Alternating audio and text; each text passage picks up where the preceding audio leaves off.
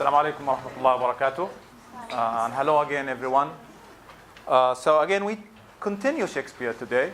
Class number 4, we'll talk more about Shakespeare's comedies, Shakespeare's last plays, and then we'll probably have some time to speak about the sonnet.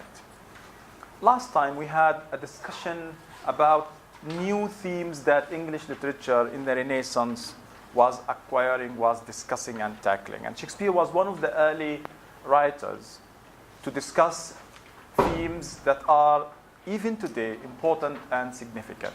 We've seen, for example, Othello. We've seen Shylock. We said these two characters are considered outsiders in a sense. Othello was the black man from Africa, and Shylock was the Jewish man from I don't know where. Shylock is a Jew, he's Jewish, and he's treated badly mainly actually because of his religion, not because of anything else. Othello is hated because he's black, because of his color. These are issues and themes that Shakespeare is raising. Some people accuse Shakespeare of being a racist, anti-feminist. You know, racist if you hate somebody because of his color origin, because he or she is African or black or Asian or Chinese or whatever. This is racism. It's horrible. Racism is the worst thing you could ever have, and I'm sure you're going to learn from literature not to be racist. Now, if you hate Jews because they are Jews, this is called anti-Semitism. Shakespeare is accused sometimes by some people of being anti-Semitic because of the horrible way Shylock is depicted in the play, and because of how horribly Shylock is treated in The Merchant of Venice. But many critics defend Shakespeare. They say, no, Shakespeare is not doing this because he's raising these questions. He's bringing these questions up in the open so that people can have discussions and debates and ask questions and hopefully find the correct answers. The same thing about, again, going back to Othello. Othello was horribly treated. Mainly, we see Iago, one of the scariest characters in Shakespeare, insult Othello only because he is black. He calls him the Black Moor. He calls him an animal. He hates the fact that he married the most beautiful woman in Venice. And eventually, he makes Othello kill his wife, Desdemona. Can you imagine how hateful, how wicked someone has to be to make someone kill his wife or someone kill her husband? This is Iago. But interesting thing about Iago, in Shakespeare, remember in Hamlet, he has 7 soliloquies, major soliloquies, and we love him for that. We identify with him. We feel sorry for Hamlet. We share his concern, his feels, his feelings of fear, of love, of hope, of even hesitation, right? Because of the soliloquies, he comes closer to us. He communicates with us. Now in Othello, Iago does more soliloquies in a way or another than Othello. So the question is here, what is Shakespeare doing? Now some critics believe that at that time, in the Elizabethan age, some of the audience might have considered Iago as the hero, as the protagonist, the main character, because in a way he was protecting the European white society from infiltration by black people, by intruders, by foreigners, by outsiders, in a way. This is, of course, racist, supremacist, which is wrong. But now, because life has changed and people have changed in so many ways, this is considered totally wrong.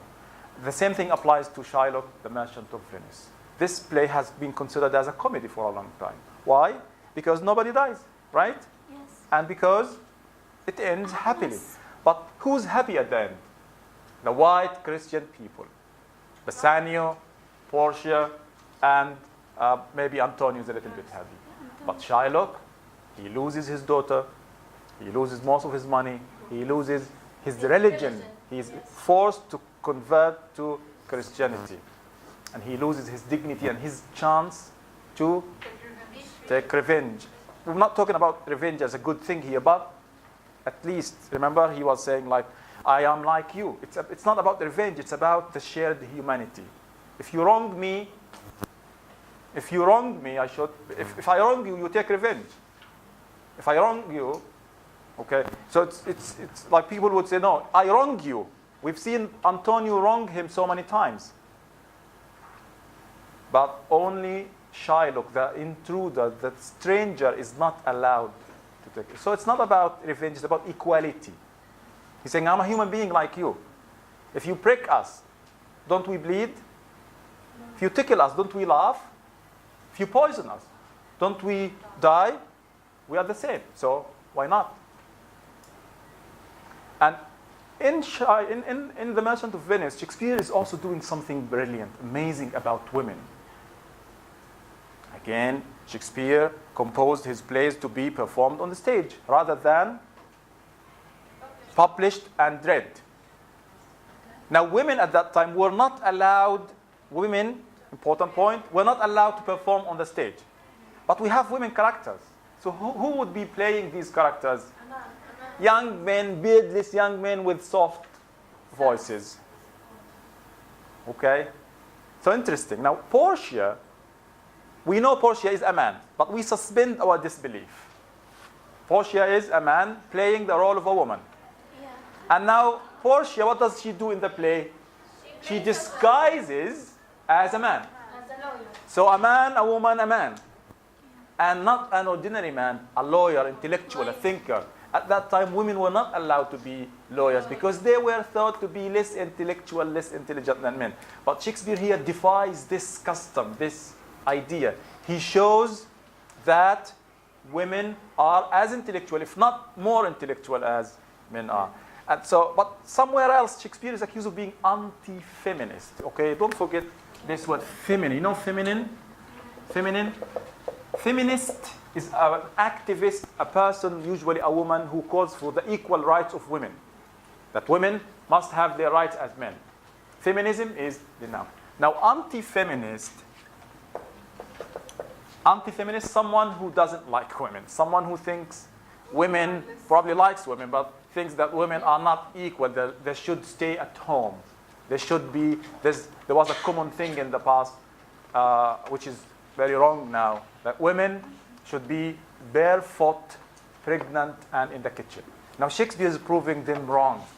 He's saying, okay, now, what did she do, Portia? She tricked everyone. She managed to beat the unbeatable Shylock. Shylock is cunning in so many ways. When he says, oh, a pound of flesh just for merry sport, and now I want my pound of flesh.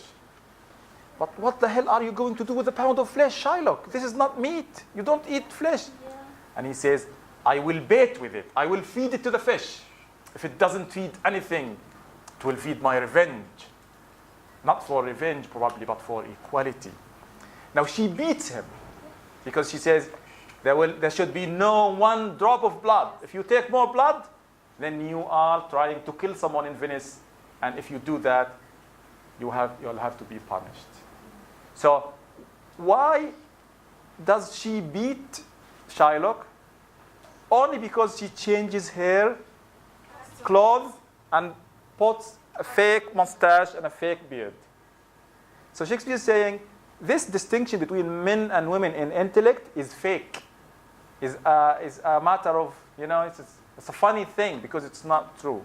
It's not true. So we have these important issues, Shakespeare discussing them 400 years ago.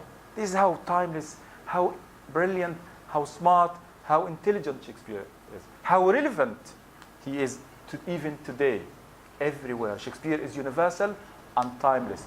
Not because of his stories, because I told you this maybe. The stories in Shakespeare are mainly not his stories, but because of the language, because of the plot, because of the events, the scenes, and the acts, because of the ideas that address us even today. We discussed Hamlet, and we said there is some of us in Hamlet, and there is something from Hamlet. I have never, every time I teach to be or not to be, like every one of the students like to be or not to be, that is a question. Because at one particular point or more in our lives, we have this crisis of identity, who we are, and then to be or not to be. That is the question.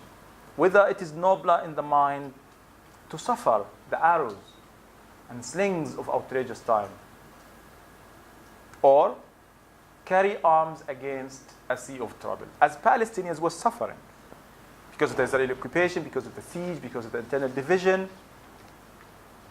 It's not easy for individuals to fight this huge fight. So we ask the question, should we live in submission, in fear, in humiliation, and die thus? Or should we carry arms against a sea of trouble? Look, notice the beautiful language, the metaphor. A sea of, not only a sea, but a sea of trouble. And by opposing in them, to die, to sleep. Now, I asked a question in the assignments I'll be showing you probably today. As Palestinian, would you sympathize more with Shylock, the guy from Africa, probably originally an Arab, or with Shylock the Jew? Remember, this is not about politics. It's about humanity. How do you feel when you read Shylock? Do we share common, tell me now, do we share, as Palestinians, do we share common fears, concerns, issues, ideas with Shylock? Would you identify with Shylock? Please? Okay, go on. I think people see us as Palestinians who are not very, how can I say it? You know, they think that we're not justice, and we're injustice. Okay. And they think that we kill people, and they see us in a different way. Also, the religion. They see us as Muslims. That girls, if I go to America, they might say stuff about my hijab. Okay. And that I see myself as Shayla. So you're mistreated because of your religion, Yeah. because of how you look. Is that good? No. That makes us victims now. Yeah. Now, Muslims all over the world are accused of being terrorists, which is totally wrong. That's why there's Islamophobia, people who hate Muslims just for being a Muslim. So, what's your religion or something? I'm a Muslim. Somebody sees your hijab and then, Yeah. are you a terrorist? This is racism. This is Islamophobia. So, in a way or another, we are victims exactly as Shylock. Yeah. Shylock is a victim. In my opinion, Shylock now is more Palestinian than Israeli. Yeah. We share more with Shylock than many Israeli occupiers do. And think about this and probably see what you have to say here. Before I move to Shakespeare's latest late plays, probably we have two students here to recite. Shylock, go on.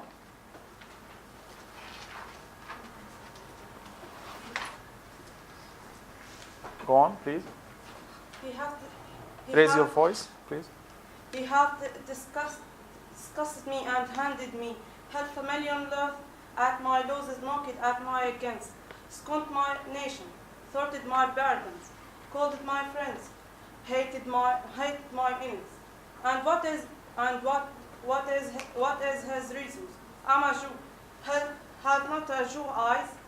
Hath not a Jew hands? Organs, dimensions, senses, affection, poison, feed with the same food, hurt with the same weapons, subject to the same diseases, hurted by the same means, warmed and colded by the same winter and summer. As a Christian, if you perk us, do we not bleed? Lead. If you tackle us, do we not load? If we poison us, do we not die? And if you wrong us, shall we not revenge? If we are like you and the rest, we will resemble you and that. If a Jew wrong a Christian, what is his humility revenge? Revenge. If a Christian wrong a Jew, what should his suffers by the Christian example? Why revenge? Why revenge? The van you teach me, I will execute, and it shall go hard by, but I will better the instruction. The instructions. Very good. Nice. So the villainy you teach me, I will execute, but I will better the instruction. Interesting. I have one of my students previously changing this into a Palestinian context and saying that, have not a Palestinian eyes, have not a Palestinian organs, dimensions, senses, affections. If you tickle us, do we not laugh? If you prick us, do we not bleed? If you poison us, do we not die? As a Christian, as a Jew. Yes, next. On your mobile, okay. He had disgraced me and hindered me 500,000, laughed of my losses, mocked of my gains, scored my nation, thwarted my bargains, called my friends, hated mine enemies. And what is reason? What is reason? I'm a Palestinian. Had not a Palestinian eyes, have not a Palestinian hands, organs, senses, affection, passion, feed with the same food, hurt with the same weapons, subject to the same disease, hailed by the same means, warm and cold by the same winter and summer, as the Jew is. If you pick us, do we not bleed? If you tickle us, do we not laugh? If you poison us, do we not die? And if you wrong us, shall we not revenge? If we like you in the rest, we will resemble you in that. If a Palestinian wrong a Jew, what is his humanity? Revenge. If a Jew wrong a Palestinian, what should his stubbornness be by Jew example? Why? Revenge. The villainy you teach me, I execute, and it shall go high, but I will the instruction. I will better the instruction. But one thing I need to correct here. Like, it's interesting how I said it before, but you already done this. Very smart of you. But remember, as Palestinians, we have a problem with the Israeli occupations, with the Israelis. Not the Jew. Not the Jews. So I would use Zionist instead of Jew here, because we have nothing against Jews because they are Jews. The occupiers happen to be Jews in a way. Some of them are not Jews, by the way, and we still resist them in the same way. Even if Arabs occupy Palestine, Muslims, we have the right to resist and fight back. One more, okay? Same or all the way to stage? Okay. Read the one from the book. Okay, the one from the book. Yeah. Please. Have not a Jew eyes, hath not a Jew hands, organs, dimensions, senses, affections, passion, fed with the same food, hurt with the same weapons, subject to the same diseases, healed by the same means, warmed and cooled by the same winter and summer. As a Christian is, if you pick us, do we not bleed? Thank you very much. Now, last time I said, or you noticed that this text is written differently, and we said this is prose. Shakespeare wrote most of his plays in verse, in poetry. But sometimes there are minor characters, the messenger, an ignorant person, uneducated person, a villain, someone not in his right mind. So usually good people or main characters use poetry, but sometimes bad characters, minor characters use prose. But it's interesting how Shakespeare gives Shylock prose. Some people think because this is Shakespeare having something against Shylock himself. Okay? Think of this. It's not that crucial, but it's really interesting. We'll continue with Shakespeare, like I said.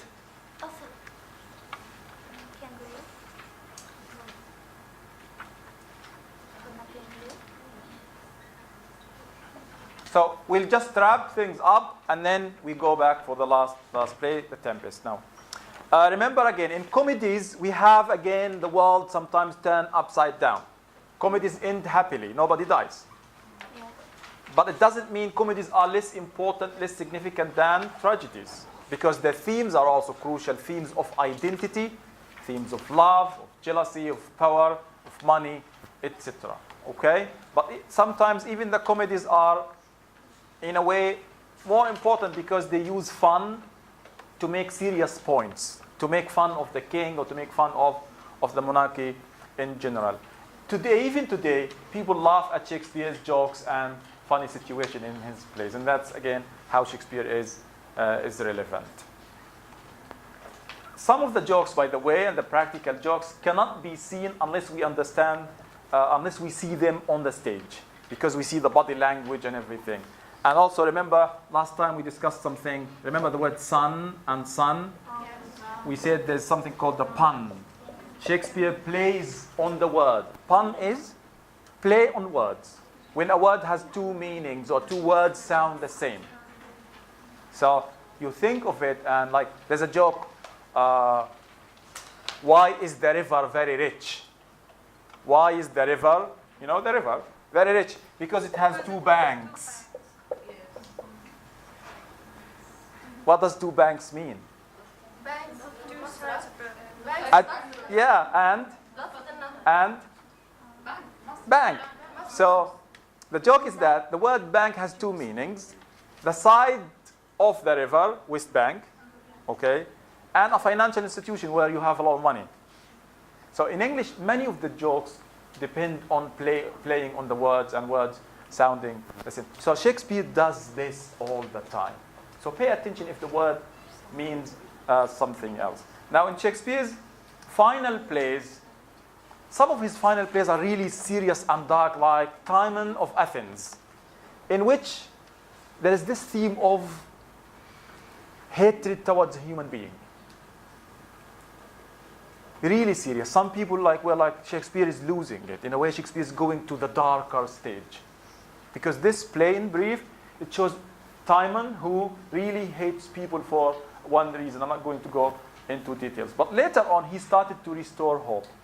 I remember how hope in Shakespeare is usually represented by the younger generation, by a new king, by a new life, a new cycle of life.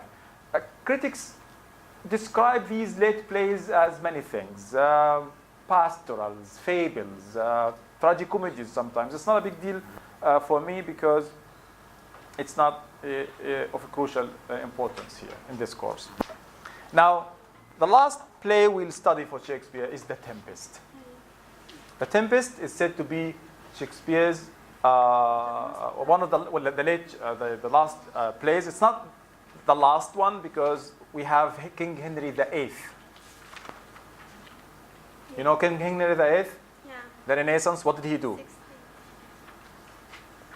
What did he do? He's an important name.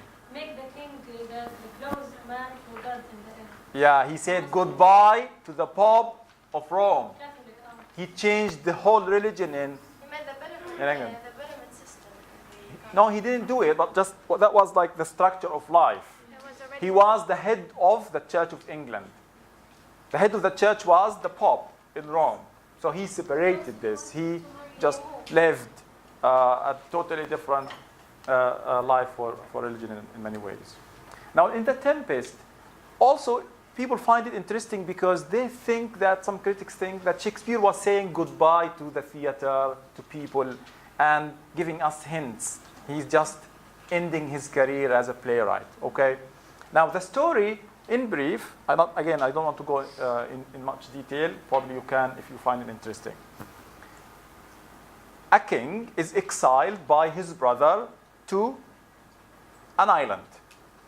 The island is empty, you know? Yes. Why empty? Because they think the island is empty.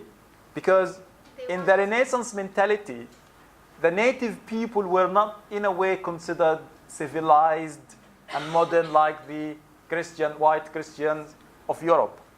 Remember we spoke about the geographical discoveries? Yes. Interesting. But when we study the geographical discoveries, we realize that millions of people were killed because of these. So this is whitewashing. This is erasing the natives.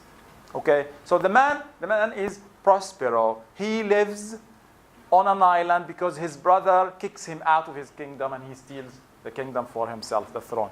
Now this guy, Prospero, look at the name Prospero. We'll comment on the name in a bit. Prospero. Okay? What does he do? He learns magic. He's a magician in a way. He uses magic to trick his brother and restore his kingdom. Who is the man? Okay?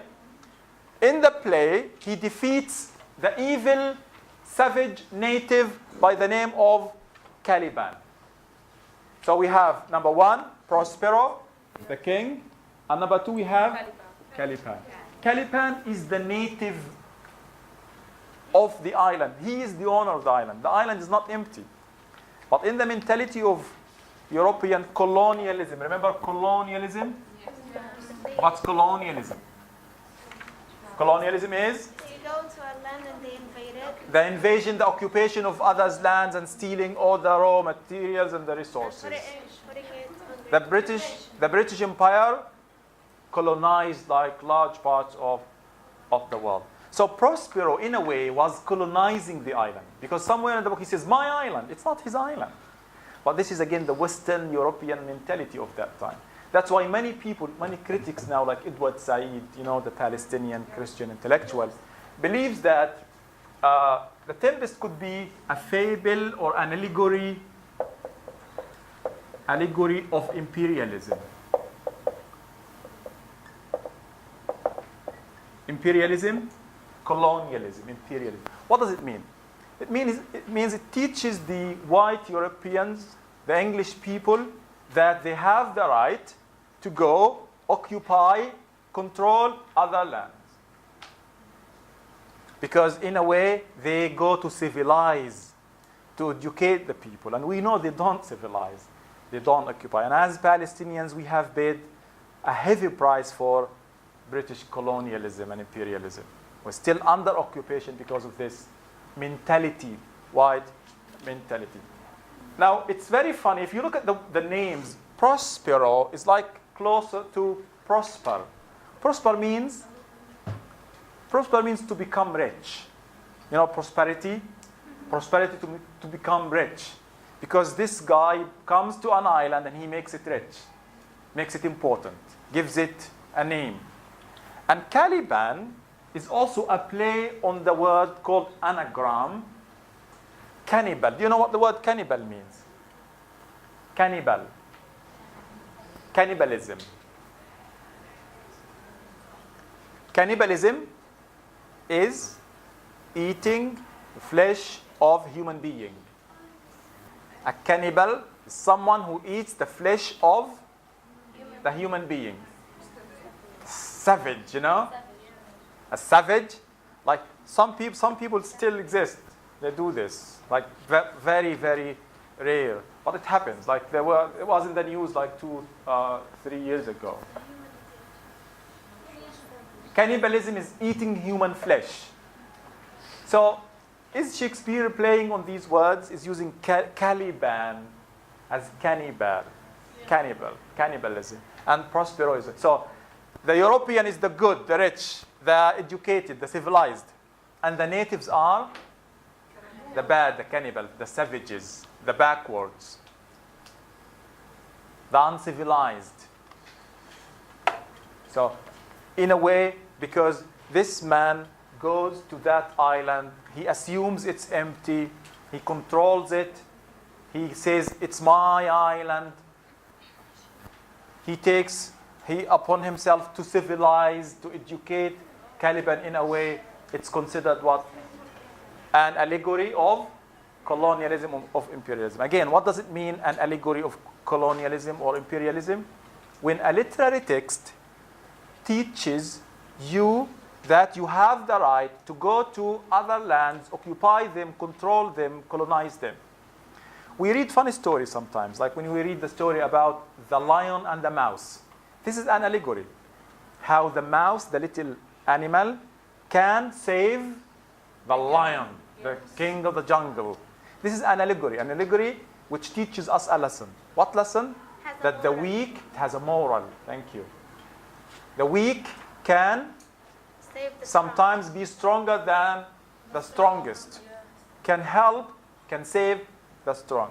So when, in a way, in the mentality of Western people, literature did some kind of, or played some kind of role to teach them that they have the moral obligation to go and civilize other peoples around the world. But sadly, this wasn't good. It was good for England because it brought them a lot of riches, prosperity, and money and wealth. It was bad for others. But for the natives, it was really horrible. Even today, 400 years later, 300 years later, 200 years later, 100 years later, the natives still pay the price of British imperialism and European imperialism. In Africa, in Asia, and in America. So that's the Tempest. Now in the Tempest, again, there are many interesting things here. Look at this, the last line here. Now my charms are all overthrown. The speaker is Prospero. At the end of the play, he says, okay, I won my kingdom back. I own that island. My daughter is happily married, future generation and hope. And now I don't need my charms. Many critics believe that this is Shakespeare saying goodbye to the audience and saying goodbye to the theater itself in general, and saying goodbye to us even now.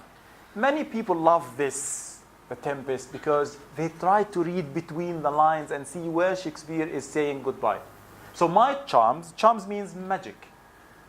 But isn't, again, literature magic? Doesn't literature and fiction change our minds? Doesn't literature help us grow, become better people, learn, gain more experiences? Yes, it has the magical power to make us better people, more open-minded, more understanding. That's a pun, right? Sorry? Is it a pun? Charms? Yeah. No, No? I'm not sure it is about a pun. But it has, It's an irony. why? You know, he's saying something, but he means he wants to say goodbye to people, to his writings and plays. How is it irony? I don't know. What is irony? It's when you say something, but you mean something It's the opposite. else. No, not something The else. opposite. Probably, Yeah, yeah. I don't think it's irony. But it's funny how Shakespeare's saying, okay, now my charms are all overthrown. But in reality, he doesn't end there. Shakespeare begins here. He actually scatters his knowledge and charms all over the world, all around the world. And that's why now we continue to read Shakespeare and appreciate him and love his writing. Okay? So we go back finally to Shakespeare, to end this class.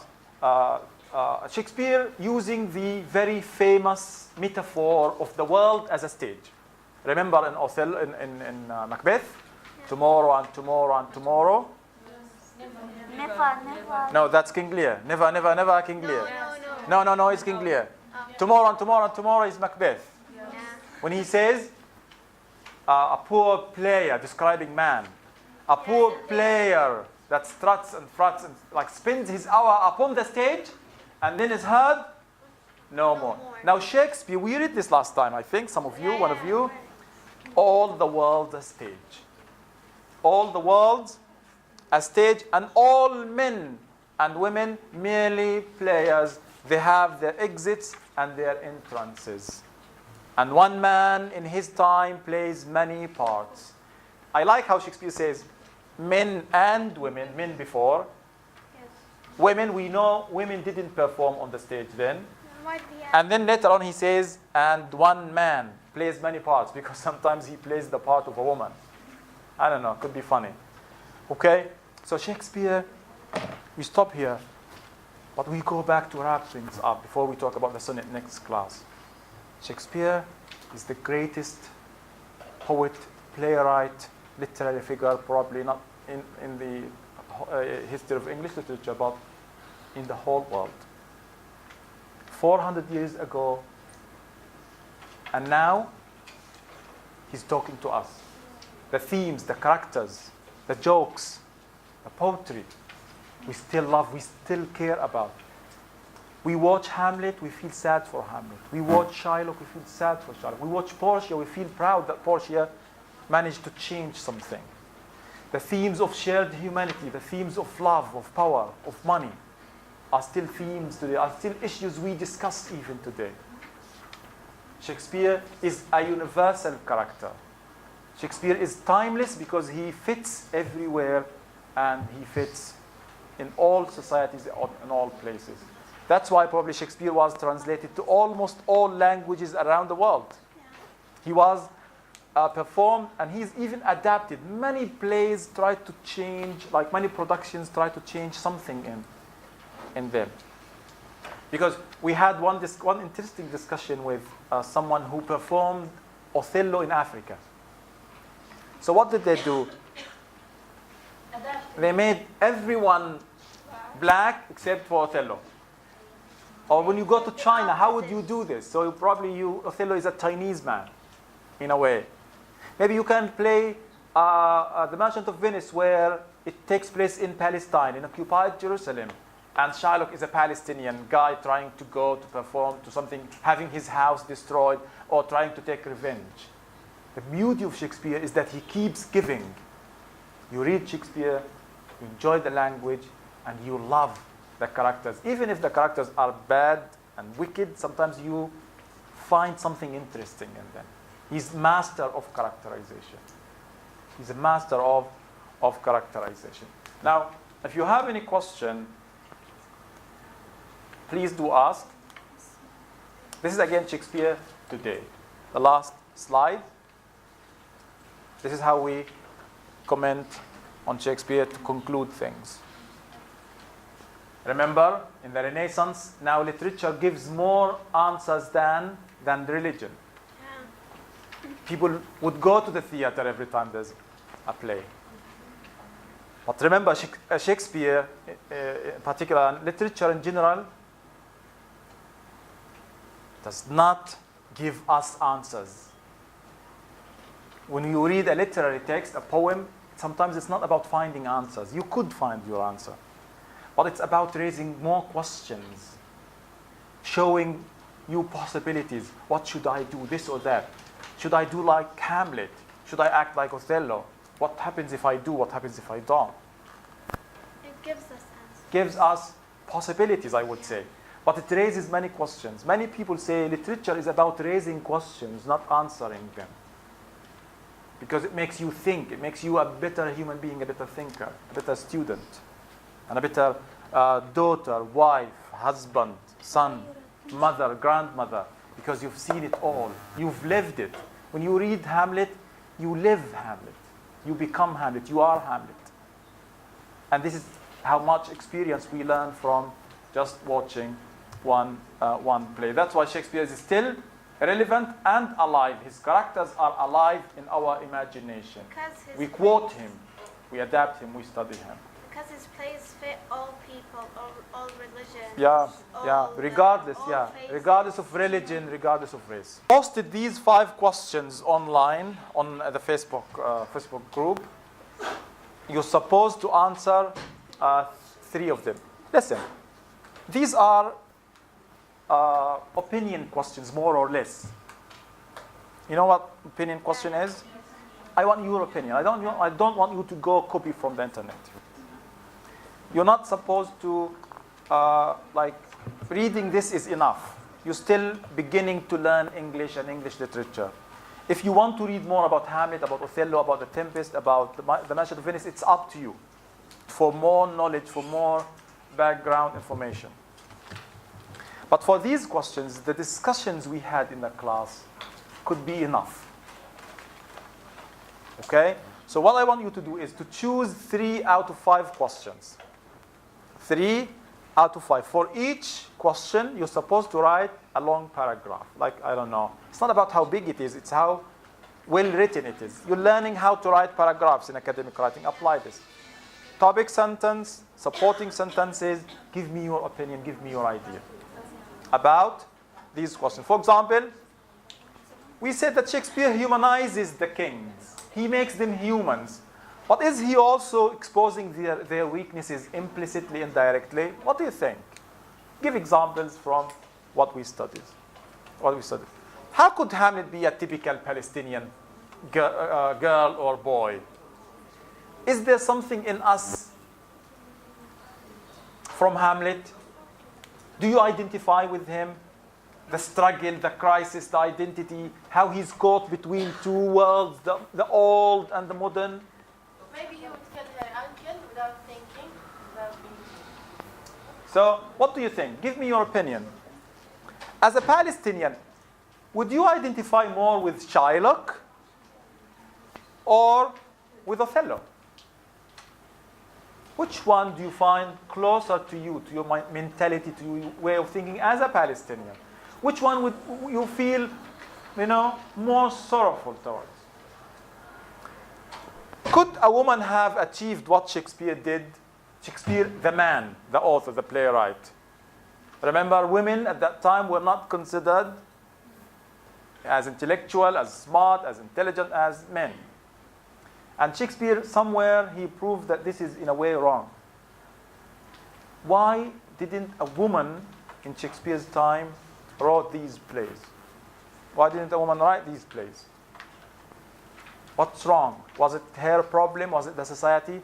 We can learn about this from the plays, from Ophelia, Gertrude, from probably Portia. Maybe if you don't like the question, it's up to you. And then finally, some accuse Shakespeare of being anti-feminist. What is anti-feminist? Someone who thinks women are not equal to men. They don't deserve equal rights. They should spend their time at home in the kitchen. But other critics say, no. Shakespeare is not doing this because Shakespeare hates women or thinks less of them, but because Shakespeare wants to expose the society. It's an opinion question. Do you agree? Prove it. Do you disagree? Also prove it. From the examples we discussed here. Again, if you want to read more online or go to the library, read something more about any of these plays, do it, but please don't copy paste. If you copy paste, this is called plagiarism. Plagiarize. And plagiarism is the worst thing a student could do. Probably the second worst thing next to racism. You're not racist, you're not plagiarists. I want your opinion. I don't want what people write online. Okay, this is 5 marks. If you want more questions, please do ask. I'll stop here and I'll stay for 10 minutes if you need to know more about the questions about Shakespeare or anything. Thank you very much and see you next class for the sonnet.